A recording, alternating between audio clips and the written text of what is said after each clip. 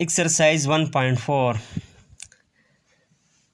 Matrices में exercise 1.4 है multiplications. Question number 1 देखिए, which are the following matrices are conformable for multiplication. कुछ matrices हमें गिवन है और हमें ये देखनी है कि इनमें से कौन सी जो है वो कन्फर्मेबल है, मीन कौन सी मल्टीप्लिकेशन हो सकती है। तो मल्टीप्लिकेशन के लिए जो कन्फर्मेबिलिटी है वो पहले मैट्रिक्स की कॉलम और दूसरे मैट्रिक्स की रो वो इक्वल होनी चाहिए। कन्फर्मेबिलिटी क्या है?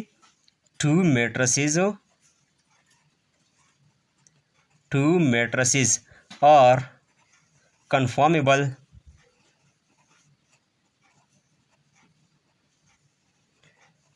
for multiplication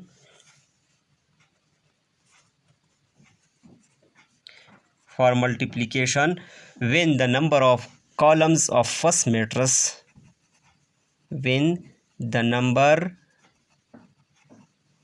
of first matrix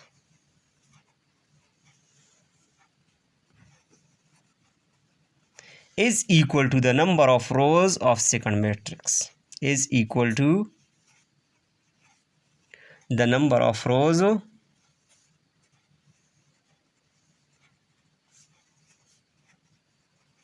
of second matrix।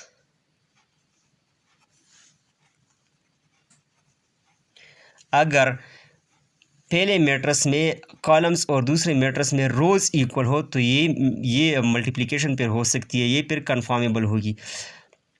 अगर मैट्रिक्स ए में कॉलम्स और मैट्रिक्स बी में रोज़ इक्वल हो तो ए बी एग्जिस्ट होगी, ए बी फिर कन्फर्मेबल होगी। पहले मैट्रिक्स की कॉलम और सेकंड की रो हमें देखनी है। अगर पहले में कॉलम और सेकंड में रो इक्वल हो तो फिर ये कन्फर्मेबल फॉर मल्टीप्लिकेशन है। अब हमें मैट्रिसेस गिवन है तो इसमें अगर हम देखें ए और बी ये फाइंड हो सकती है, क्योंकि हमें ए में देखें तो एक कॉलम है और बी में एक रो है, तो ए की कॉलम और बी की रो इक्वल है तो ये भी फाइंड हो सकती है। और बी ए अगर हम देखें बी ए ये भी फाइंड हो सकती है। बी में वन कॉलम है, बी में दो कॉलम्स है, एक दो, और ए में टू रोज़ है। तो ए में कॉलम बी में कॉलम्स और ए में रोज़ इक्वल है तो बी ए भी फाइंड हो सकती है। सिमिलरली अगर हम सी ए देखें तो ये भी फाइंड हो सकती है। सी में एक दो कॉलम्स है और ए में एक दो रोज़ है तो सी ए भी फाइंड हो सकती है।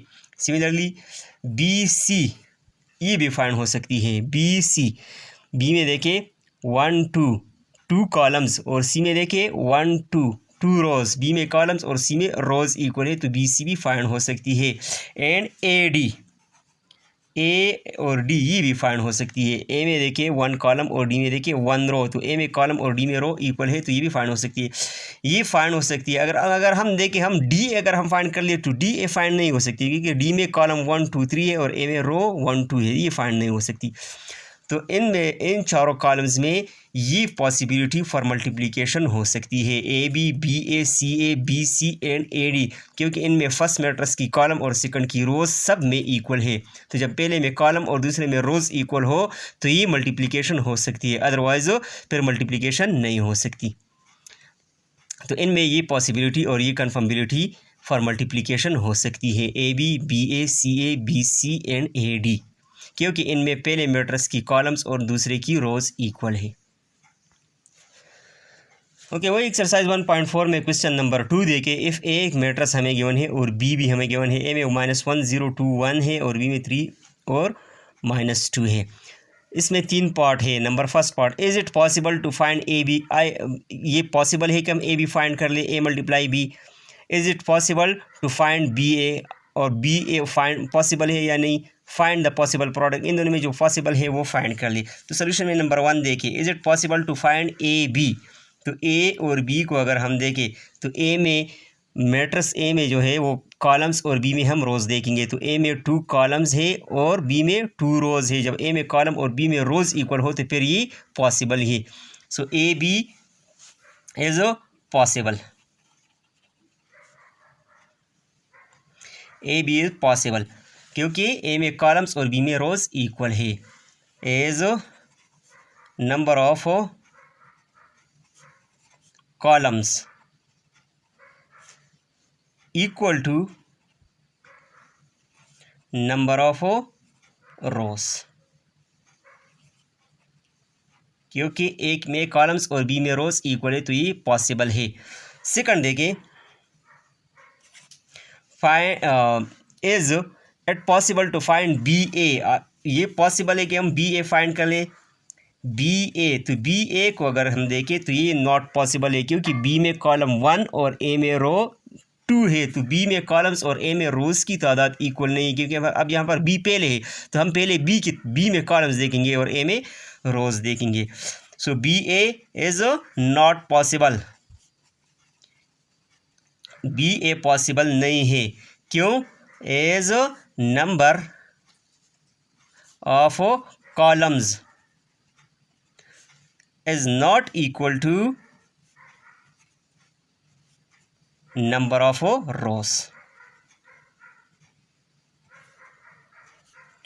क्योंकि B में कॉलम्स और A में रोज इक्वल नहीं है तो बी ए पॉसिबल नहीं है। थर्ड पार्ट देखें, थर्ड पार्ट में हमें फाइंड द पॉसिबल प्रोडक्ट, इसमें जो पॉसिबल प्रोडक्ट है वो फाइंड कर ले। तो पॉसिबल प्रोडक्ट जो है वो ए बी है, तो ए बी को हम फाइंड करेंगे, ए मल्टीप्लाई बी, इनको हम फाइंड करेंगे। तो ए बी इक्वल टू, पहले हम मैट्रिक्स ए लिखेंगे, मैट्रिक्स ए -1 0 2 एंड 1 है, मल्टीप्लाई मैट्रिक्स बी 3 एंड -2। ए में कॉलम्स और बी में रोज इक्वल है, ये पॉसिबिलिटी हो सकती है। अब जब हम मल्टीप्लाई करेंगे तो फिर हम मल्टीप्लिकेशन में हम रो को कॉलम के साथ मल्टीप्लाई करेंगे, रो का पहला एलिमेंट कॉलम की पहले एलिमेंट के साथ, रो का दूसरा एलिमेंट कॉलम की दूसरी एलिमेंट के साथ हम मल्टीप्लाई करेंगे। मल्टीप्लिकेशन में फिर डिफरेंट है, मल्टीप्लिकेशन में हम रो को कॉलम के साथ मल्टीप्लाई करेंगे, और कन्फर्मेबिलिटी के लिए हम ये देखेंगे कि जो पहला की कॉलम्स और दूसरी की रोज इक्वल हो तो फिर वो मल्टीप्लाई हो सकती है। अब पहला एलिमेंट यहाँ पर -1, वहाँ पर 3 है, तो -1 मल्टीप्लाई 3, बीच में प्लस आएगा, 0 मल्टीप्लाई -2, 2 मल्टीप्लाई 3 प्लस 1 मल्टीप्लाई -2। तो A B equal to 3 multiply -1 -3 plus 0 multiply 2 0, 3 multiply 2 6 and -1 multiply 2 -2। So A B जो हमारा पास रिक्वायर्ड आंसर आ गया ए और बी की मल्टीप्लिकेशन का, वो -3 एंड 6 -2 4, ये हमारे पास रिक्वायर्ड आंसर है।